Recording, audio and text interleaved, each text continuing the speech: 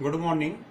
आज हम यहाँ पर फिजिक्स में एक समतल में गति पढ़ रहे हैं।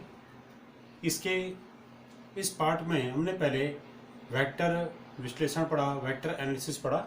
अब हम इसमें पढ़ेंगे एक समतल में गति में पढ़ेंगे प्रक्षेप्य गति। तो समतल में गति को कहते हैं मोशन इन ए प्लेन, और इसके अंतर्गत हम पढ़ रहे हैं आज है यहाँ पे प्रक्षेप्य गति, और इसको इंग्लिश में कहते हैं प्रोजेक्टाइल मोशन। तो इसमें क्या है, हमने पिछले चैप्टर में पढ़ा था सरल रेखीय गति। तो सरल रेखीय गति में क्या था कि जब कोई कण किसी एक दिशा में गति करता है, जैसे एक्स अक्ष की दिशा में कण गति कर रहा है, यहाँ पर इसका माना वेग है किसी समय u, और थोड़ी देर बाद इसका वेग यहाँ पर हो गया v। तो इस समय क्या है, सरल रेखीय गति में वेग परिवर्तन के कारण यहाँ पर त्वरण उत्पन्न हुआ होगा। माना इसमें त्वरण है कितना a। तो इस गति में क्या है, सरल रेखीय गति में या ऋजु रेखीय गति में त्वरण और प्रारंभिक वेग ये हमेशा एक ही दिशा में होते हैं। त्वरण की दिशा भी यही होगी और प्रारंभिक वेग की दिशा भी यही होगी। ठीक है ना, जो गति की दिशा है वही प्रारंभिक वेग की दिशा है, वही क्या है, त्वरण की दिशा है। तो जब त्वरण प्रारंभिक वेग की दिशा में हो, ऐसी गति हो कि जिसमें कि त्वरण प्रारंभिक वेग की दिशा में हो, तो इस प्रकार की गति ऋजु रेखीय गति या सरल रेखीय गति कहलाती है। इस गति में क्या होता है कि जो वेग है उसका परिमाण तो बदलता है पर दिशा नहीं बदलती है। यानी जैसे यहाँ पर वेग था u, यहाँ पर वेग हो गया v, इसका आंकिक मान चेंज हो गया है, परंतु u और v की जो दिशा होगी वो एक जैसी होगी। जो u की दिशा होगी वही क्या होगी, v की दिशा होगी। यानी ऋजु रेखीय या सरल रेखीय गति में बाद का वेग हो चाहे पहला वाला वेग हो, प्रारंभिक वेग हो चाहे अंतिम वेग हो, इनकी दिशा एक समान रहती है, पर इनके आंकिक मान तो चेंज हो जाते हैं। यानी वेग का आंकिक मान का मतलब है चाल। तो अर्थात चाल ऋजु रेखीय गति में बदल जाती है परंतु दिशा वही रहती है। और इसमें क्या होता है, त्वरण की दिशा प्रारंभिक वेग की दिशा एक समान रहती है। अब अगर ऐसा हो, जैसे इसका एग्जाम्पल है कि यहाँ पर जैसे कण है, ये पिंड है, इस पिंड को हम ऊर्ध्वाधरता ऊपर की ओर फेंके, यानी लंबवत ऊपर की ओर फेंके या लंबवत नीचे की ओर फेंके। तो इस गति में क्या है, इस गति में इसका वेग लगातार ऊपर की ओर जाने पे क्या होगा, बदल इसके वेग की दिशा हर क्षण वही है परंतु परिमाण बदल रहा होगा। यहाँ पर जो चाल होगी वो ज़्यादा होगी, फिर ऊपर जाने पे चाल लगातार घट रही, यानी पर क्या हो रहा है, दिशा वही है। अर्थात वेग की दिशा में कोई बदलाव नहीं होता, केवल वेग के परिमाण अर्थात चाल में बदलाव होता है। कब, जब किसी पिंड को ऋजु रेखीय गति कराई जाती है या ऊर्ध्वाधर दिशा में ऊपर या नीचे गति कराई जाती है। ठीक है, और यदि ऐसा हो जाए कि पिंड ऐसी गति करे कि उसके त्वरण की दिशा प्रारंभिक के वेग की दिशा से अलग हो जाए, तो ऐसी गति में क्या होगा, जैसे कि यहां पर कोई किसी ऊंचाई पे कोई पिंड है, हम छत पे गए, छत से हमने किसी बॉल को क्षैतिज दिशा में ऐसे फेंक दिया। ठीक है, ऐसे फेंक दिया तो क्या होगा, या हमने धनुष से तीर छोड़ा तो धनुष से जो तीर जाएगा वो क्या होगा, ऐसे जाएगा पहले और उसके बाद नीचे की ओर आएगा। या हमने बॉल पे बैट से शॉट मारी तो बॉल ऐसे करके फिर नीचे की ओर जाएगी। या तोप से छूटे हुए गोले की गति है वो भी ऐसे में जाता है नीचे की ओर। ठीक है, तो इसमें सब गतियों में क्या होता है कि जैसे यहाँ पर कोई कण है, इस कण को हमने क्षैतिज दिशा में v1 वेग से आगे की ओर फेंका, तो होगा क्या, यहाँ पर कण पर जो त्वरण होगा वो होगा गुरुत्वीय त्वरण। तो कण पर एक क्षैतिज वेग लगाया v1 और ये कण क्षैतिज वेग v1 से नीचे की ओर फेंका गया। तो परंतु इस कण पर गुरुत्वीय त्वरण लंबवत नीचे की ओर लग रहा है। इस गुरुत्वीय त्वरण के कारण ये कण क्या होगा, लगातार वक्रीय पथ पर गति करेगा। ये क्या नहीं होगा, ये क्षैतिज के समांतर आगे नहीं बढ़ेगा, ये बल्कि वक्रीय इस गुरुत्वीय त्वरण के कारण, या हम ये कह सकते हैं गुरुत्वीय बल के कारण क्या होगा, ये जो कण है ये क्षैतिज दिशा में न जाकर एक वक्रीय पथ पर आगे बढ़ेगा। और वक्रीय पथ पर आगे बढ़ेगा मतलब ये एक ऊर्ध्वाधर तल में गति करेगा। तो इसमें क्या हो रहा है, इसमें प्रारंभिक वेग और त्वरण की दिशा अलग अलग है। तो यदि कोई पिंड इस प्रकार की गति करे कि उसके त्वरण की दिशा उसके प्रारंभिक वेग की दिशा से अलग हो जाए, यानी त्वरण की दिशा प्रारंभिक वेग की दिशा से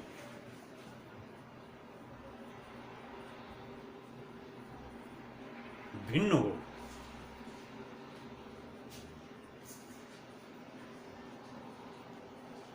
तो तब जो है ये जो कण या पिंड होगा ये एक ऊर्ध्वाधर तल में गति करता है, एक तल में गति करता है। और इसमें क्या होता है, वो कण ऊर्ध्वाधर तल में एक वक्रीय पथ पर गति करता है। वो ऊर्ध्वाधर सरल रेखा में गति नहीं करता, वो वक्रीय पथ पर ऐसे गति करता है। ये जैसे ये कण यहाँ से हमने क्षैतिज दिशा में आगे फेंका, पर गुरुत्वीय त्वरण जी के कारण या गुरुत्वीय बल के कारण ये क्या होगा, माने यहाँ पर इस पिंड का द्रव्यमान है m, तो गुरुत्वीय बल इस पे नीचे की ओर कितना लगेगा, m इंटू जी। तो चाहे गुरुत्वीय त्वरण कह दीजिए चाहे गुरुत्वीय बल कह दीजिए, इनके कारण क्या होगा, इस पिंड की गति एक वक्रीय पथ पे होना शुरू हो जाएगी, क्योंकि बल इस पिंड को लगातार नीचे की ओर खींचेगा। इससे के कारण ये पिंड क्या होगा, क्षैतिज दिशा में आगे न बढ़कर एक वक्रीय पथ पर आगे बढ़ेगा और ये गति ऊर्ध्वाधर तल में।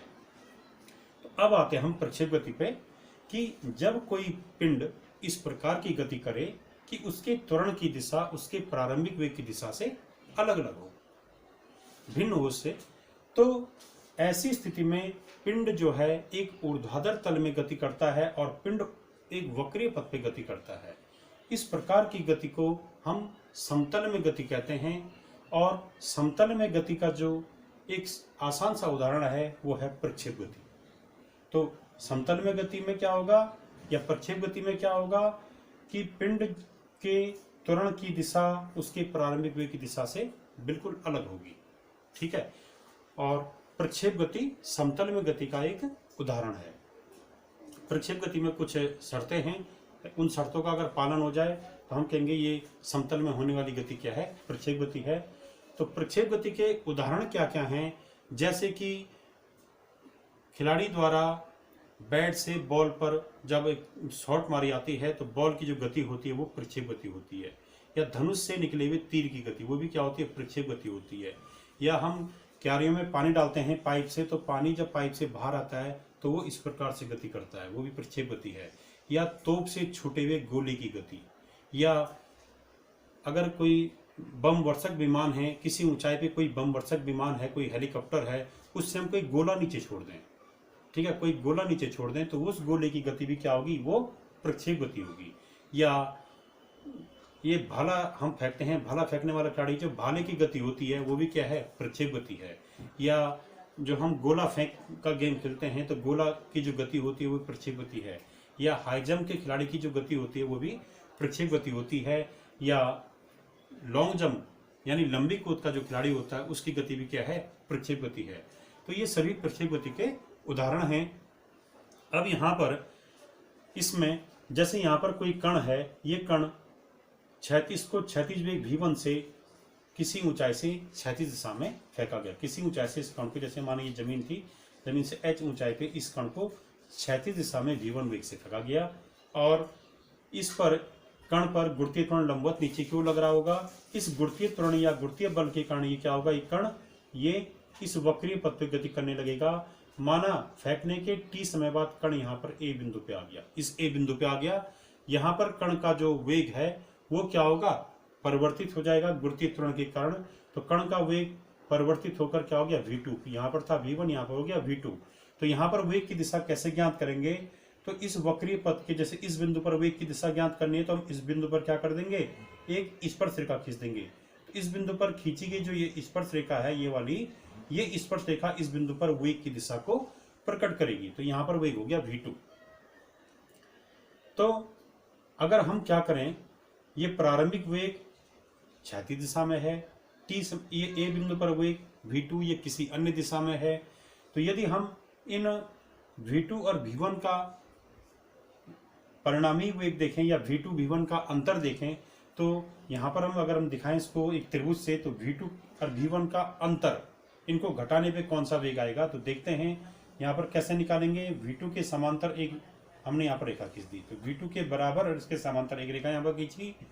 ये जो इस पे v2 पे नीचे की ओर है बाणाग्र, तो यहाँ भी नीचे की ओर लगाते हैं बाणाग्र। तो ये जो वेग होगा यहाँ पे, ये वेग क्या दिखाएगा, v2 की दिशा को दिखाएगा, इसके समांतर ये वेग। तो ये वेग माना v2 की दिशा को प्रकट कर रहा है और यहाँ पर ये जो है माना ये V1 है, तो V1 के समांतर हमने यहाँ से आगे की ओर ये इस V2 का जो पुच्छ है इसके पुच्छ से V1 के समांतर आगे की ओर रेखा खींची, तो ये V1 है, तो ये माना V1 है। तो V1 के समांतर और बराबर एक रेखा यहाँ पर खींच दी, तो ये वेक्टर V1 को प्रकट कर रहा है, ये वेक्टर ये वाला वेक्टर ये V2 को प्रकट कर रहा है, ठीक है, ये वाला वेक्टर ये। तो इस समय ये OP वेक्टर V2 को प्रकट कर रहा है और ये जो माना OS वेक्टर है ये V1 को प्रकट कर रहा है। तो अगर हम त्रिभुजों के लिए वेक्टर योग का नियम देखें तो त्रिभुज के लिए वेक्टर योग का नियम क्या है, वो है vector OS plus vector SP, ये त्रिभुज की इन दो भुजाओं पर क्रम से लिए गए वेक्टर, ये इधर फिर इधर के लिए, ये किसके बराबर होगा, इस तीसरी भुजा पर विपरीत क्रम में लिया गया वेक्टर OP, ठीक है। तो त्रिभुजों के लिए सदिश का नियम हमने पढ़ा था, सदिश योग का नियम। अब इसमें OS की जगह पे क्या रखा, वेक्टर V1, SP की जगह पे SP, इस SP को माना मैं डेल्टा V से प्रकट कर रहा हूं, माने डेल्टा V वेक्टर है, और OP को हम वेक्टर V2 से प्रकट कर रहे हैं। तो यहाँ पर डेल्टा V जो वेक्टर आ गया, ये आ गया V2 vector minus V1 vector, ठीक है, vector V2 minus vector V1। तो ये डेल्टा V जो वेक्टर है नीचे की ओर, ये क्या प्रकट करेगा, ये प्रकट करेगा V2 और V1 के अंतर वाले वेक्टर को। अब वेक्टर V, ये जो डेल्टा V है यानी vector V2 minus vector V1, इसकी दिशा गुरुत्वीय त्वरण की दिशा के समांतर है, ठीक है।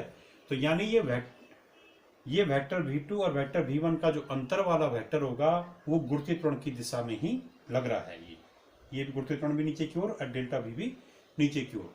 तो इसका अर्थ है कि यदि प्रक्षेप गति में किसी कण को क्षैतिज वेग से अगर फेंका गया है तो जो क्षैतिज वेग होता है प्रक्षेप गति में, वो क्षैतिज वेग गुरुत्वीय त्वरण की दिशा से क्या होता है, स्वतंत्र होता है, ठीक है। यानी क्षैतिज वेग पर गुरुत्वीय त्वरण का कोई प्रभाव नहीं पड़ता है, ठीक है। तो प्रक्षेप गति में क्षैतिज वेग गुरुत्वीय त्वरण से स्वतंत्र होता है, यही कह देंगे हम कि प्रक्षेप गति में जो क्षैतिज वेग होता है वो डेल्टा V से क्या होता है, स्वतंत्र होता है। तो यहाँ पर एक इम्पॉर्टेंट बात आ गई कि प्रक्षेप गति में चाहे हम किसी भी बिंदु पर हों, हर बिंदु पर क्षैतिज वेग का मान सेम होगा, ठीक है। अब हम यहाँ पर जैसे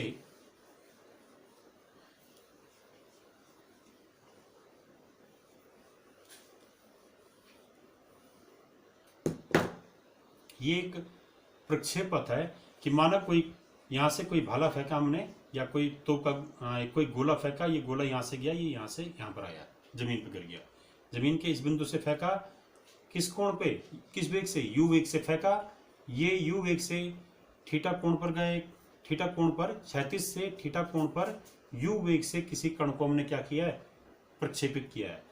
यहाँ पर जो है इस बिंदु पर गुरुत्वीय त्वरण क्या होगा, लंबवत नीचे की ओर लगेगा। तो यहाँ पर गुरुत्वीय त्वरण और प्रारंभिक वेग की दिशा अलग अलग है, तो निश्चितः यहाँ पर जो कण फेंका जाएगा उस कण की गति क्या होगी, प्रक्षेप गति होगी, और ये कण एक वक्रीय पथ पे गति करेगा, तो ये इस प्रकार के पथ पे गति करेगा, ठीक है। अब इस पथ में गति करेगा जब, तो यहाँ पर क्या होगा, जैसे यहाँ पर इसका ये प्रारंभिक वेग U है, तो इसका ये U जो है ये क्षैतिज से थीटा कोण पर है, तो थीटा कोण पर इसका घटक क्या हो गया, U cos थीटा, और ये लंबवत दिशा में जो इसका लंब घटक है ये हो गया U sin थीटा। तो U sin थीटा को हमने UY और U cos थीटा को हमने UX से प्रकट किया। तो UX और UY क्या है, इस वेग U के क्षैतिज और लंब घटक है।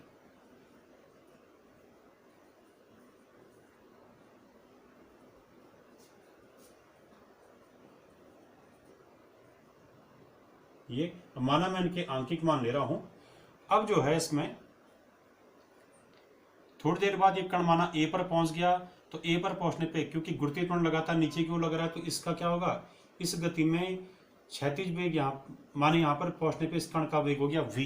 तो अब ये जो V वेग है ये कैसे, इसकी दिशा कैसे निकालेंगे, इस बिंदु पर हम स्पर्शिका खींच देंगे, ये स्पर्श रेखा इस बिंदु A पर वेग की दिशा को प्रकट करेगी। तो यहाँ पर वेग की दिशा और यहाँ पर वेग की दिशा अलग है, यानी यहाँ पर वेग का मान अलग आएगा। हमने मान लिया कि इस बिंदु पर वेग क्या है, V है, तो ए बिंदु पर जो वेग है वो क्षैतिज के साथ कितना कोण बना रहा है, फाई कोण। तो इस वेग v का क्षैतिज घटक क्या हो जाएगा, v cos फाई, और ऊर्ध्व घटक क्या हो जाएगा, v sin फाई। तो यहां पर o बिंदु पर वेग u का क्षैतिज घटक क्या था, u cos थीटा, और a बिंदु पर वेग v का क्षैतिज घटक क्या है, v cos फाई। तो भले ये अलग अलग दिख रहे हैं, परंतु इन क्षैतिज जो ये प्रक्षेप वेग है, प्रक्षेप वेग के जो क्षैतिज घटक होंगे इनके मान, आंकिक मान क्या होंगे, सेम होंगे। अर्थात प्रक्षेप गति में वेग के क्षैतिज घटक हमेशा क्या होते हैं, अचर होते हैं। ये u cos थीटा और v cos फाई, इनके आंकिक मान बराबर होंगे। इसका कारण ये है कि जो ये प्रक्षेप गति में वेग का जो क्षैतिज घटक होता है उस क्षैतिज घटक पर गुरुत्वीय त्वरण का प्रभाव नहीं पड़ता है, इसलिए उसका आंकिक मान हर समय क्या रहता है, अचर रहता है, उसका मान अचर रहता है। परंतु जो प्रक्षेप वेग है जैसे u, इसका जो ऊर्ध्व घटक है, जैसे यहाँ पर इस बिंदु पर ऊर्ध्व घटक है u sin थीटा, इस बिंदु पर ऊर्ध्व घटक है v sin फाई, तो इन ये चेंज हो जाएंगे क्योंकि ये ऊर्ध्वाधर दिशा में है। और गुरुत्वीय त्वरण भी क्या होता है, ऊर्ध्वाधर दिशा में होता है, नीचे की ओर होता है पर होता ऊर्ध्वाधर दिशा में। तो गुरुत्वीय त्वरण का प्रभाव पड़ेगा प्रक्षेप वेग के ऊर्ध्व घटक पे। ये ऊर्ध्व घटक u sin theta, v sin phi ये बराबर नहीं होंगे, इनके मान अलग अलग होंगे। उसी प्रकार से माना हम यहाँ पर ये कण जो है गति करते हुए यहाँ पर बिंदु सपोज C पे आ गया, तो ये C क्या है, इस प्रक्षेप पथ का उच्चतम बिंदु है, अधिकतम ऊंचाई वाला बिंदु है, ठीक है। तो जो कण प्रक्षेप गति करता है उसको कहते हैं हम प्रक्षेप्य, उस पिंड को कहते हैं हम प्रक्षेप्य, प्रोजेक्टाइल। प्रक्षेपक का मतलब है कि प्रक्षेप गति करने वाला कण। और प्रक्षेप गति में जो पथ तय किया जाता है उस पथ को कहते हैं प्रक्षेप पथ। तो ये पथ प्रक्षेप पथ है, जैसे ओ सी बी या ओ ए सी बी, ये क्या है, प्रक्षेप पथ है। ये माना P बिंदु है तो ओ ए सी पी बी, ये प्रक्षेप पथ है। जैसे यहाँ पर P पर पहुंच गया कण, तो P पर वेग की दिशा कैसे निकालेंगे, P पर स्पर्शिका खींच दे नीचे की ओर, तो नीचे की ओर आ रहा है पिंड, तो यहाँ पर वेग v डैश है माना, तो v डैश P बिंदु पर वेग हो गया। ये क्षैतिज के साथ अल्फा कोण बना रहा है, तो v डैश का क्षैतिज घटक क्या हो गया, v डैश कॉस अल्फा, ऊर्ध्व घटक क्या हो गया नीचे की ओर, v डैश साइन अल्फा। तो चाहे पिंड प्रक्षेप पथ के O बिंदु पर हो, A बिंदु पर हो, P बिंदु पर हो, चाहे B बिंदु पर हो, हर बिंदु पर वेग का क्षैतिज घटक, जैसे यहाँ पर क्या है u cos थीटा, यहाँ पर क्या v cos फाई, यहाँ पर क्या v डैश cos अल्फा, या यहाँ पर क्या है v1, हमने v1 मान लिया। इनके मान हमेशा किसके क्या होंगे, आपस में बराबर होंगे, अर्थात u cos थीटा के बराबर होंगे, ठीक है। यानी v cos phi, u cos theta, v dash cos alpha, और यहाँ पे ये v1, ये क्या होंगे, आपस में बराबर होंगे। अगर ये उच्चतम बिंदु है तो इस प्रक्षेप पथ का जो उच्चतम बिंदु होगा, यहाँ पर वेग हमने v1 माना है, तो ये क्षैतिज के समांतर है, क्षैतिज के समांतर है ये, क्योंकि यहाँ पर स्पर्शिका खींची होगी तो ये स्पर्शिका क्षैतिज के समांतर आ गई। तो इसका अर्थ है कि उच्चतम बिंदु पर वेग का ऊर्ध्व घटक क्या होता है, शून्य होता है, ठीक है। यहाँ पर वेग का ऊर्ध्व घटक शून्य होता है। अब हम यहाँ पर सिद्ध करेंगे कि प्रक्षेप गति का जो पथ होता है वो परवलयाकार होता है।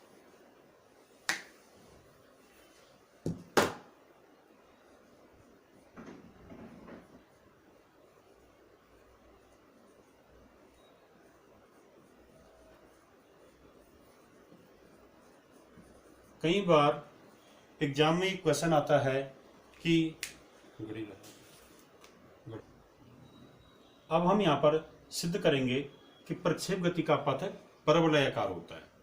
तो माना यहाँ O बिंदु से किसी कण को थीटा, क्षैतिज से थीटा कोण पर u वेग से प्रक्षेपित किया गया, और ये जो है इस प्रक्षेप पथ पे चलता हुआ अंत में धरातल पे B बिंदु पर गिरा। तो ये प्रक्षेप पथ हो गया O C P B। अब यहाँ पर प्रारंभिक वेग क्या है, u, इस u के क्षैतिज घटक हो गया, इसका थीटा दिशा में क्षैतिज घटक हो गया u cos थीटा, ऊर्ध्व दिशा में घटक हो गया u sin थीटा। अब यहाँ पर माना ये जो कण है ये t समय बाद O से कहाँ पर पहुँच जाता है, A पर पहुँच जाता है। थोड़ी देर के लिए हम इन अन्य को मिटा दे रहे हैं, यहाँ पे फिलहाल यहाँ पर मिटा दिए। माना t समय में कण जो है O से ए पर पहुंच जाता है।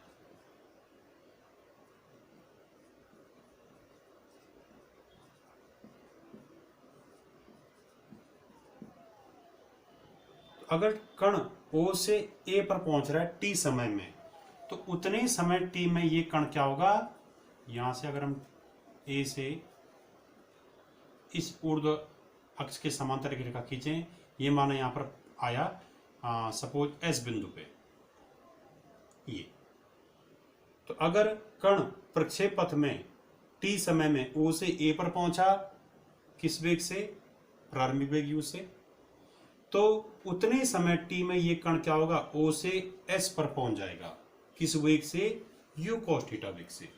ये इस गति की विशेषता है। ठीक है, उसी समय टी में कण ओ से एस पर पहुंच जाएगा और वहां पर वही क्या होगा, इस क्षैतिज गति में यू cos थीटा, और उतने ही समय टी में कण जो है एस से ए का मतलब है ये दूरी, ठीक है, ऊर्ध्व दूरी, तो उतने समय टी में कण एस से ए पर पहुंच जाएगा, किस प्रारंभिक वेग से, ऊपर की ओर प्रारंभिक वेग क्या है, यू साइन थीटा। ध्यान से सुनिए प्रक्षेप गति की विशेषता कि अगर हम ये कहते हैं कि कण ओ से ए तक पहुंचने में, प्रक्षेप पथ में ओ से ए तक पहुंचने में टी समय लेता है, तो उतने समय टी में कण जो है ओ से यहाँ एस तक पहुंच जाएगा, प्रारंभिक वेग यू cos थीटा से।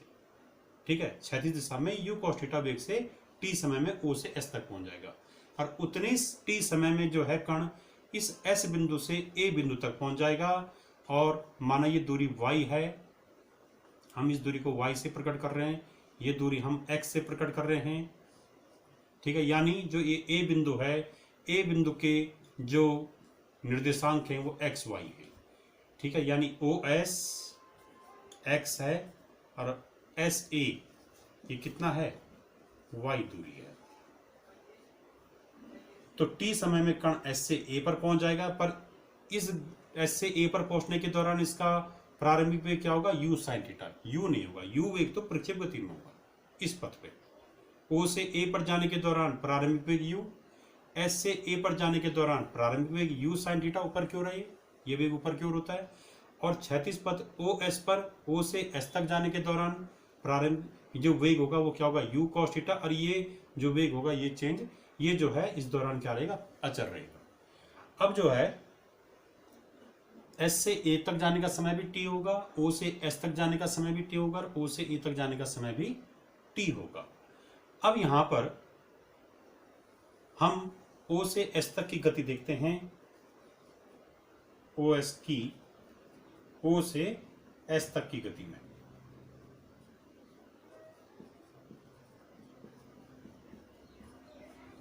तो इस गति में दूरी बराबर चाल गुणा के समय लगाइए, तो दूरी कितनी है यहां से यहां तक की, x बराबर यहां से यहां तक चाल क्या है, u cos थीटा, क्योंकि तो अचर रहता है, u cos थीटा, दूरी बराबर ये चाल हो गया, और समय यहां से यहां तक कितना समय लग रहा है, t, तो दूरी x बराबर चाल गुणा के समय, चाल आएगी यहाँ पर क्षैतिज चाल है ये u cos थीटा। अब यहां से हम t का मान निकालें, तो t बराबर x upon u cos theta, ये हो गया समीकरण नंबर 1। यहां से t का मान निकाल दीजिए। ठीक है, ये समय t है, इस समय t में कण O से S तक पहुंचा। अब इतने समय t में कण S से t पर पहुंचा, अगर हम S से इस कण को ऊर्ध्वाधरता ऊपर की ओर फेंकते तो वो A तक पहुंचने में कितना समय लेता, यही समय t लेता। अगर हम कण को O से A तक भेजते तो वो भी यहाँ से यहाँ तक जाने में भी, इस पथ पे जाने में भी t समय लेता। तो अब हम देखेंगे, ये हमने क्षैतिज पथ पे गति देख ली O से S तक की, अब देखेंगे ऊर्ध्व पथ S से A तक की गति। तो S से A तक की गति में क्या आया,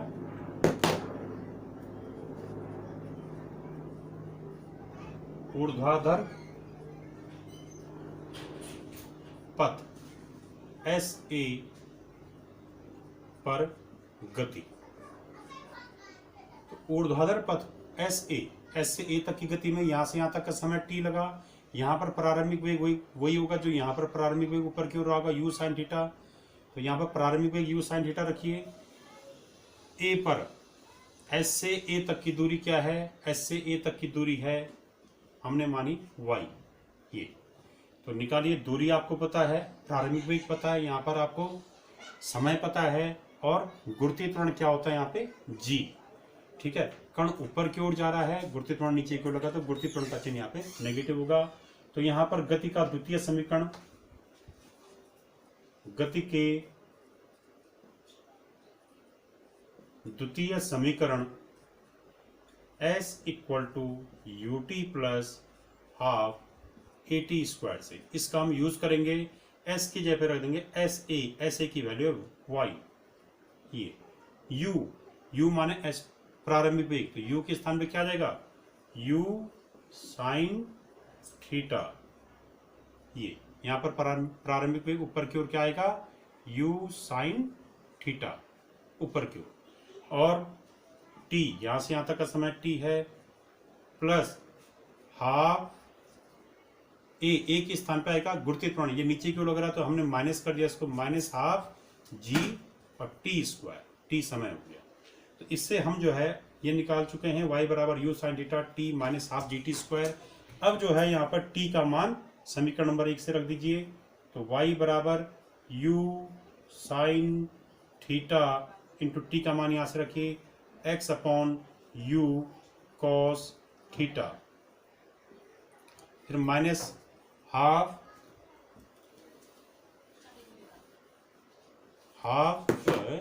जी और टी स्क्वायर, टी का मान फिर वही रखे समीकरण नंबर 1 से, x upon you cos theta इसका स्क्वायर। तो y बराबर आ गया हमारा, देखिए u से u कैंसिल हो गया, sine theta upon cos theta which is tan theta, ये टेन थीटा होता है, तो ये आ गया x टेन थीटा। तो हम इसको लिख रहे हैं x tan theta minus half g x square upon u square cos square theta. अब इसको थोड़ा व्यवस्थित कीजिए,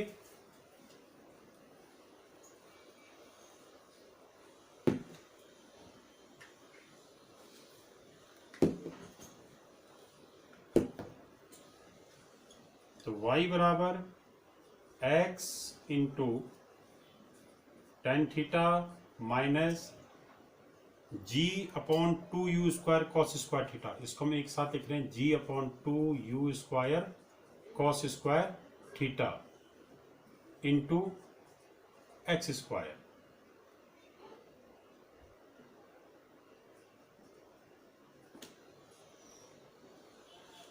अब देखिए यहाँ पे इस समीकरण में, ये जो समीकरण है इसमें x और y हैं चर राशियां। कैसे, ये एक्स वाई क्या था, इस ए बिंदु का निर्देशांक, एक्स ए बिंदु के कोऑर्डिनेट क्या थे, एक्स वाई। अगर ए बिंदु की स्थिति ए अगर यहाँ पर हो चाहे यहाँ पर हो, अगर ये ए बिंदु बदलता जाए, ठीक है, तो ये निर्देशांक एक्स वाई भी बदलते जाएंगे, यानी ये चर बिंदु, ये चर राशि है। एक्स वाई इसमें चर राशि हैं। थीटा ये प्रक्षेपण कोण है, ये अचर होता है, थीटा अचर है तो टेन थीटा अचर होगा, कॉस थीटा भी अचर है। गुरुत्वीय त्वरण जी भी, प्रक्षेप गति में गुरुत्वीय त्वरण जी का मान अचर होता है, ठीक है। यू प्रारंभिक वेग ये भी अचर है, यानी इसमें चर राशि कौन है, एक्स और वाई, यानी जो बदलते रहते हैं वो है एक्स वाई। अब ये एक ऐसी समीकरण आ गई जिस समीकरण में x की घात अधिकतम घात 2 है और y की अधिकतम घात क्या है 1। तो ऐसी जो समीकरण होती है जिसमें एक चर की घात अधिकतम घात 2 और दूसरे वाले चर की अधिकतम घात 1 होती है, वह समीकरण परवलय की समीकरण कहलाती है। तो यानी ये क्या है, परवलय की समीकरण है। यह हम यहां पर लिख देंगे, यह परवलय की समीकरण है। परवलय का एक पथ होता है, वो उस पथ का आकार भी इसी प्रकार का होता है। ये जैसे अगर हम यहाँ पर बना दें, जैसे एक परवलय है तो ये पथ कह दो, चाहे यहाँ से ऊपर की ले लो, तो इसका समीकरण होता है Y square equal to 4ax। ये परवलय का समीकरण है, इसमें x और y चर राशि, x की अधिकतम घात 1 तो y की अधिकतम घात 2, यानी किसी एक चर की अधिकतम घात 2 और दूसरे चर की अधिकतम घात क्या 1 है। ऐसी समीकरण होती है परवलय की। ये परवलय की समीकरण की पहचान है। तो यहाँ पर भी ऐसा हो रहा है, यहाँ भी एक चर x की अधिकतम घात 2, दूसरे चर y की अधिकतम घात 1 है, अतः यह परवलय की समीकरण है। तो यह परवलय की समीकरण है, पैराबोला कहते हैं इसको इंग्लिश में, पैराबोला। तो इसमें सिद्ध हो गया कि प्रक्षेप गति में तय किया गया पथ परवलयाकार होता है। ठीक है, क्योंकि इस पथ का जो समीकरण है वो परवलय के समीकरण के रूप में आ रहा है। तो हम यह परवलय का समीकरण आ गया, तो हम लिखेंगे कि अतः हम कह सकते हैं, अतः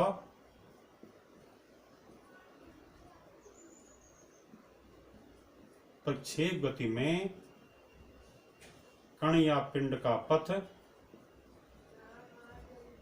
परवलयाकार होता है।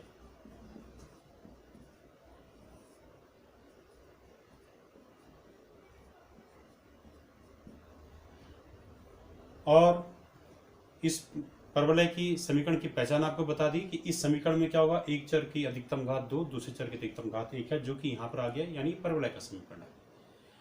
प्रक्षेप गति की एक विशेषता इसमें और भी है कि अगर हम किसी ऊंचाई से किसी पिंड को लंबवत नीचे की ओर फेंकें और उसी समय उसको हम प्रक्षेप पथ के नीचे की ओर फेंकें, तो वो क्या होगा, वो दो पिंड हैं, वो एक किसी ऊंचाई से एक साथ, एक पिंड ऊर्ध्वाधर नीचे की ओर फेंका जा रहा है और एक पिंड प्रक्षेप पथ पे फेंका जा रहा है।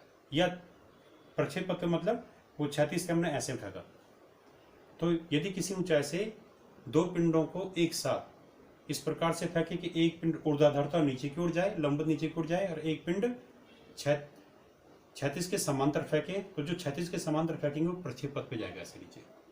ठीक है, तो होगा क्या, ये दोनों पिंड धरातल में अलग अलग स्थानों पर गिरेंगे, पर गिरेंगे एक साथ।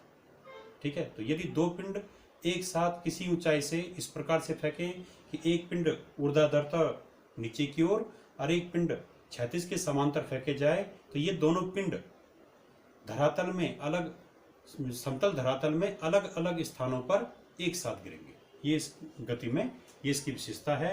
अब प्रक्षेप गति में ये होता है कि प्रक्षेप गति के लिए शर्त यह है कि इसके लिए इस गति में गुरुत्वीय त्वरण का मान क्या होना चाहिए, अचर होना चाहिए। यानी ये पथ इतना बड़ा नहीं हो कि गुरुत्वीय त्वरण यहाँ पर कुछ और है, यहाँ पर कुछ और आ गया। ठीक है, तो और इस गति में क्या होता है, जो वायु का प्रतिरोध है वो नगण्य होना चाहिए। जो प्रारंभिक वेग है इसका मान भी क्या होना चाहिए, बहुत ज़्यादा नहीं होना चाहिए। ये प्रक्षेप गति के लिए कुछ आवश्यक प्रतिबंध हैं कि प्रारंभिक वेग का मान बहुत ज़्यादा नहीं होना चाहिए, गुरुत्वीय त्वरण स्मॉल जी का मान जो है परिवर्तित नहीं होना चाहिए, अचर रहना चाहिए। ठीक है, और ये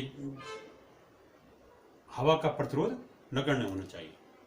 तो अगले वाले वीडियो में हम प्रक्षेप गति में उड्डयन काल, अधिकतम ऊंचाई और क्षैतिज परास को पढ़ेंगे, ये अगले वीडियो में। Thank you.